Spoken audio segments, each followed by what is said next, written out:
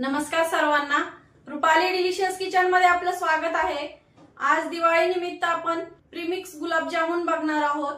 Premix म्हटलं तर एकदम सोपे आहेत करायला आणि पटकन होतात घाईच्या वेळेस, म्हणून म्हटलं चला आज प्रीमिक्स गुलाबजामुन दाखवूया। तर व्हिडिओ स्किप न करता संपूर्ण बघा।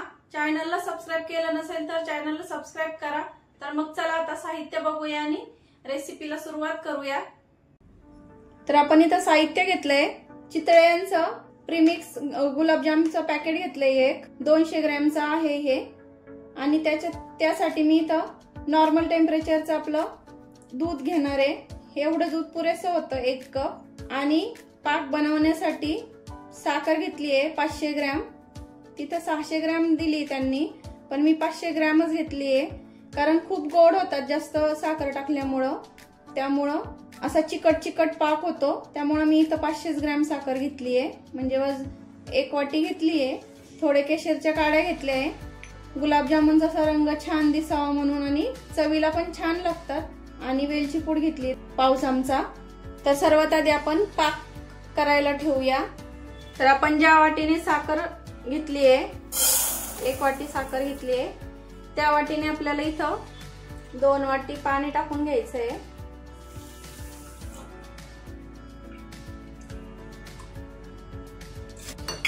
तर एका पॅकेटला एवढा पाक पुरेसा होतो। गॅस सुरू केलाय मी इथं। एक तारी पाक नाही करायचा आहे आपल्याला, खूप जास्त घट्ट नाही करायचा, त्यामुळे असं गुलाबजामुन खावासा नाही वाटत जास्त गोड झाल्यामुळं। साखर विरघळून घ्यायची आपल्याला छान, दाखवते मी पुढे कसं करायचं आहे ते। तर साखर विरघळली आपली इथं पूर्ण, जवळपास थोडीशीच राहिली आहे, ती पण विरघळेल।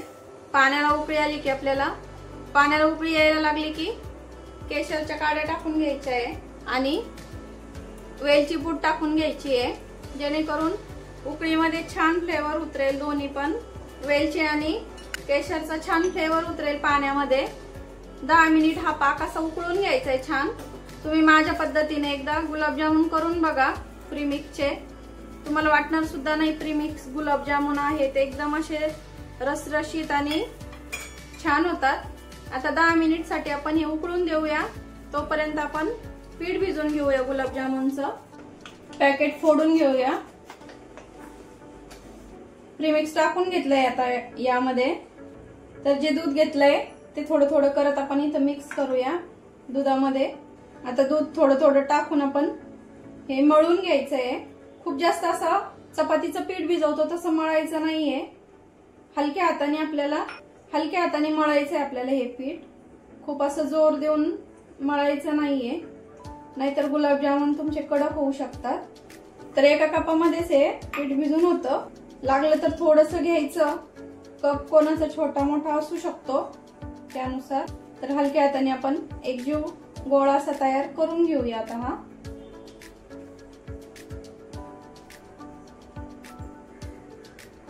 तर हे बघा असं एकजीव करून घेतलंय मी सर्व, छान एक सारखा गोळा तयार करायचा। आता आपण याचे गोळे तयार करणार आहे, पण त्याआधी पाक झालाय का बघूया।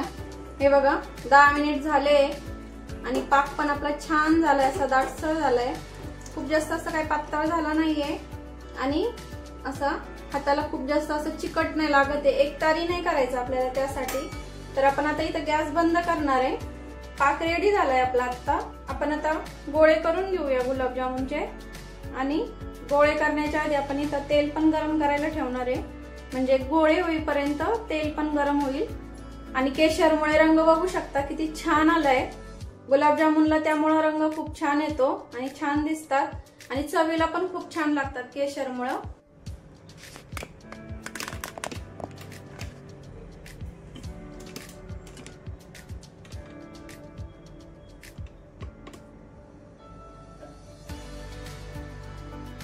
तर आपण इथे तेल कमी गॅसवरती ठेवणार आहे गरम व्हायला।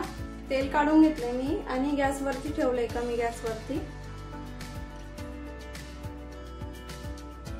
तर आपण इथं छोटे छोटे गोळे तयार करणार आहे, खूप जास्त मळायचा नाही गोळा, हलक्या हाताने गोळा तयार करायचा आहे आणि छोटे छोटे करायचे, कारण ते तळल्यावर पण फुगतात आणि पुन्हा पाकात सोडले की पुन्हा फुगतात, त्यामुळे जास्त मोठा नाही करायचा, हे बघा छान झाले, अजिबात चिरा वगैरे पडत नाही। हे बघा आता ह्या पद्धतीमध्ये सर्व गुलाबजामुन मी करून घेते, तुम्हाला दाखवते मी। हे बघा छान झालाय असा। तर हे बघा सर्व गुलाबजाम मी करून घेतले छान असे मस्त एक साइजचे। आता तळून घेऊया। तेल पण आपलं छान गरम झालंय। तेल किती गरम झालंय ते बघूया, कारण गुलाबजामुनला असं खूप असं कडकडीत तेल गरम नको असतं। गुलाबजामुन असे थोडेसे नाजूक असतात ना, त्यामुळं। तर आपण एक गोळा सोडून बघूया। एवढ्या टेम्परेचर मध्ये आपल्याला गरम हवंय तेल। आता सोडून घेऊया, खूप जास्त सोडायचे नाही एका वेळेला। आता कढईमध्ये बसतील एवढे मी गुलाबजामुन इथं सोडून घेतले आणि गॅस पूर्ण कमी करायचा आहे आपल्याला। आणि थोडासा गुलाबजाम सोडल्या लगेच आपल्याला झाऱ्या घालायचा नाहीये तेलामध्ये। आता आपल्याला हे एकसारख्या रंगावरती छान तळून घ्यायचे आहे। गॅस कमीच ठेवायचा आहे। बघा किती टम्म फुगले असे छान, सारखे हलवत असे गुलाबजाम आपल्याला एका रंगावरती तळून घ्यायचे आहे कमी गॅसवरती। तर गुलाबजामुन आपले छान लाल रंगावरती तळून घेतले मी। मला 5 ते 6 मिनिट लागले एवढे गुलाबजामुन तळण्यासाठी। आता काढून घेऊया। सेकंड बॅच पण अशीच तळून घ्यायची आपल्याला, अजिबात चिरा वगैरे काही पडत नाही। तर हे बघा छान दिसतंय ना, एकदम भिजल्यावर अजून छान दिसतात। आता सेकंड बॅच पण मी अशीच तळून घेते। तर सेकंड बॅच पण तळून झाली आहे। आता पाकात आपण गुलाबजाम सोडून घेऊया आणि पाक जर थोडासा थंड झाला असेल तर थोडा हाताला सोसेल असा पुन्हा गरम करून घ्यायचा आहे, म्हणजे गुलाबजामुन आपले छान असे मऊ लुसलुशीत होतील। तर आपण गुलाबजामुन सोडून घेऊया आता पाकामध्ये। तर आपण सगळे गुलाबजामुन टाकून घेतले इथं। आपल्याला आता हे अर्ध्या तासासाठी मुरवण्यासाठी ठेवायचे आहे। 1 तास ठेवलं तरी चालेल। 1 तासामध्ये छान आपलं पाक गुलाबजामुन मध्ये मुरेल आणि असे रसरशीत होतील। तर मी तुम्हाला नंतर मुरले की थोड्या वेळाने दाखवते। तर अर्धा तास झालाय, तर बघूया आपण किती खूप छान असे भिजले, तुम्हाला दाखवते मी तोडून। तर एक काढून घेऊया, तुम्हाला कट करून दाखवते मी। हे बघा अगदी असे मस्त रसरशीत झाले आणि टेक्स्चर बघू शकता तुम्ही किती छान झालंय। हे बघा खूप मस्त टेक्स्चर आलंय, एकदम असं मऊ लुसलुशीत झाले आणि पाक पण असा खूप जास्त चिकट नाही झालाय, खूप छान झाले। मऊ रसरशीत असे गुलाबजाम आपले इथं तयार झालेले आहे। तर रेसिपी कशी वाटली तुम्हाला कमेंट मध्ये नक्की सांगा। तर रेसिपी तर आवडलीच असेल, त्यामुळे लाईक करा आणि या दिवाळीमध्ये रेसिपी नक्की ट्राय करा। रेसिपी आवडली असेल तर लाईक शेअर सबस्क्राईब करायला विसरू नका। रेसिपी नक्की ट्राय करा, कारण घरचं जेवण हे खरंच स्वादिष्ट असतं। अशाच नवीन छान छान रेसिपींसोबत पुन्हा भेटूया।